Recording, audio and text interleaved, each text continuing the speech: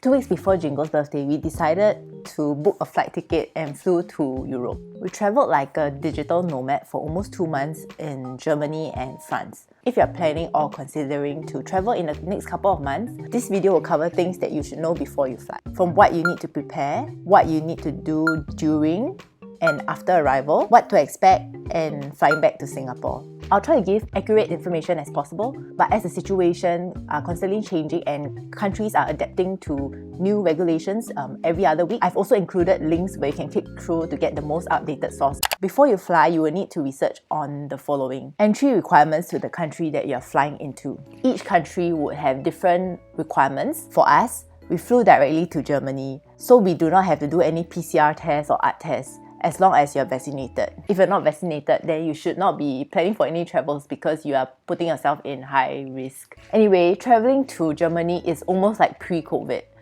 The only requirement to enter Germany is either the following. Either you have a negative test, or either you are vaccinated, or either you have recovered from COVID. So any of the conditions that you fulfill, you'll be able to travel. And because we are double vaccinated, we are able to enter Germany without any additional tests, and it was quite smooth sailing for us. To enter Germany, you would have to pre-fill a COVID declaration or document online, and it's like a public health declaration form. I find the best website to find information is on Singapore Airlines website. It's much clearer compared to ICA, which have too much information, and it can get a bit confusing at the same time. As you can see, these are all the information that is organized neatly on the table on Singapore Airlines website. The first row is the VTL countries that you can fly into. Technically, you don't need to fly on a VTL flight out of Singapore if you are planning to stay more than 14 days in the country, because the VTL rules will kick in when you fly back to Singapore. So VTL is basically to ensure that you are in any of the VTL countries within the last 14 days travel history. However, if you plan to travel for a short period of time, let's say 7 days, then you being in Singapore would be considered as part of your travel history, and it's best to take a VTL flight. The second row is the test requirements that is required prior to flying, on arrival, and post-arrival. As you can see, Germany does not need any additional tests. We could immediately travel around once we arrive in the country. But for France, you will need a test before you fly. Similarly, a country like Korea, there's more regulations such as before you fly and on arrival, as well as after you arrive. So I guess you would need to spend quite a bit when you fly into countries like Korea.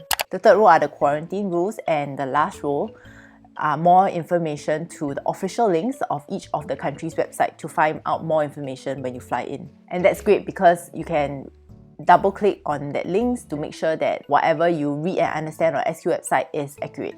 Next, you must take note of the documents to prepare. Ideally, it's best that you print out everything. So the documents are the notarized vaccination status to verify that you are vaccinated, and you can download and print via Trace Together app, as well as any entry certification when you enter the country. So for us, it was the Germany entry cert that we have pre-registered online and printed it out. Then you're able to fly. This is our flight from Singapore to Berlin via Scoot.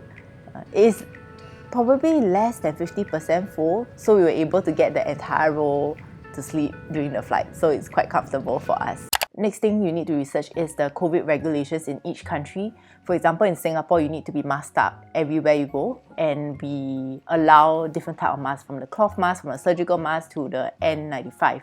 For Germany, it's not that case. They do not allow cloth masks, and they allowed surgical masks for a while, but the best mask that you can use in Germany is actually the N95 version. That mask, I'll recommend travelers to pack some of the masks before you travel. I think that is the best mask that offers the best protection so far. Similarly, for Germany and a lot of European countries, you do not have to wear a mask outdoors, and you just need to wear it indoors. But of course, the situation has been changing, so please take note on that. So even within the countries itself, the type of mask that's accepted is different. So we were in Berlin and we were able to wear a surgical mask, and once we arrived in Munich at the height of a new COVID wave, I was chased out of Starbucks because I was wearing a surgical mask. And at that point of time, we don't have the N95, or in Germany standard, I think it's called the FPP2 mask.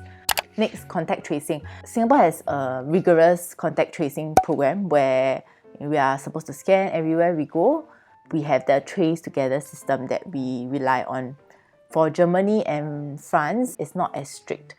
Maybe because of the GDPR or something. However, they do have apps that you can voluntarily use whenever you go to the restaurants. Ideally, if you're traveling into Europe, it's best that you convert it to a Europe vaccination pass. Right now, the rules are very strict for the non-vaccinated and they are not allowed to go into places. For vaccinated people, it is quite easy for you to just enter places as long as you can show the proof. We were able to get by with the Singapore notarized vaccination, but because it is in hard copy and most of the apps can't really scan the QR code that the Singapore one has, so we decided to just convert it at a pharmacy. And once you convert it at a pharmacy, you can store it in your Apple Wallet if you have Apple Wallet or under some of the apps that we have. Depending on the country, it can be free to convert the pass or you just have to pay a fee.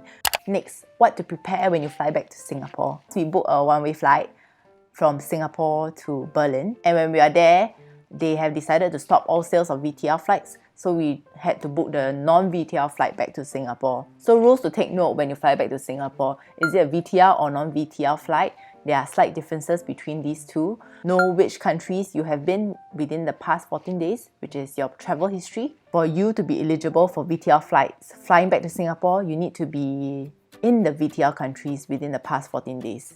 Therefore, you can visit multiple VTL or Category 1 countries in the region on the same trip and still be eligible for VTL flights. The other thing to take note is your quarantine period and for how long, where you need to be quarantined if you need to, and what are the different tests you need to do prior to flying back, on arrival and post-arrival. You can go to this website to find out more. Key in the country that you are departing from, your vaccination type and status, whether you are Singaporean or non-Singaporean or traveller or a work permit holder, and you can get more information about flying back to Singapore. So I'm just keying in that I'm flying from France, I'm double vaccinated and I'm a Singaporean. The options available for me is VTL and general safe travel lanes. I have to click on the general safe travel lanes under category 2 because France is under category 2. So here are the different requirements, and there is also a checklist where you can review what are the documentation required. These are the tests you need to do if you fly back on a VTL flight. First, you need to do a pre-departure test. You can choose whether you want to do a PCR test or ART test, not more than 2 days from your departure date and time. On arrival, COVID PCR test at Changi Airport, that costs about $125. Post-arrival test on the 3rd and 7th day of arriving in Singapore.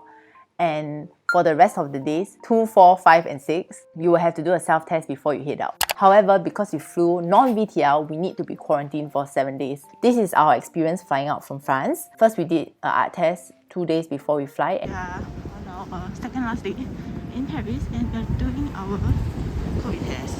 And it was negative. And to check in at the airport, we have to fill in this SG arrival card. The process was quite fast to fill in and to get the confirmation quite quickly. So for us, we didn't know we had to do it. We filled it up at the airport, but I do suggest that you do it earlier. When we arrived at the airport, we did the PCR test. How was your PCR experience? Oh, easier than the art one. I thought PCR is the very inside one, right? Yeah. No, like this one only throat and 2 nose. The nose like... And head home immediately. And to travel back home, you have to take taxi, Grab or Gojek. So do not go anywhere. If you're under VTL, once you get a negative confirmation of your PCR test at the airport, you're free to go out. For us, we have to serve notice for the next 7 days. During your stay home notice, ICA will call you to do a spot check. Also, they will schedule a PCR test. I'll call it the exit test, somewhere between maybe your 5th to 7th day of your quarantine, where you are allowed to head out to just do the test.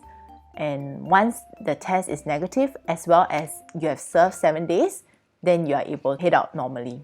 But for us, we didn't make it. Jingles was tested positive when he arrived in Singapore. It was found out during the PCR test at Changi Airport. My results was negative. So once I knew that his results was positive, I retested myself and found out that I was positive too. So both of us ended up getting COVID. Just that for me, I took longer for the test to detect that I have COVID. For Jingles, he did not have any symptom at all, but for me, I was sick. So should you still travel? There's always a risk, and you might be 100% okay that you are going to catch COVID. So you must be prepared for that. Therefore, make sure that you are of best of health, make sure you are vaccinated, and make sure that you have insurance in place in case you get COVID. Get an insurance that covers COVID. If you're looking to travel with older family members, your parents, or you live with them, then I would recommend you not to take this risk because right now it's quite contagious. Let me know if you're planning to travel in the next couple of months and if this information is helpful to you. My name is Ying Ying and I share learnings about adulting topics, finance and general life hacks. If you're keen on such topics, you can subscribe to us on this channel or our Medium publication, as well as follow us on our Instagram. We're trying to set it up so that we can communicate to people more easily. YouTube tends to delete some of the comments or go through some kind of filter that I can't see some of the comments. So till then, I'll see you later. Bye!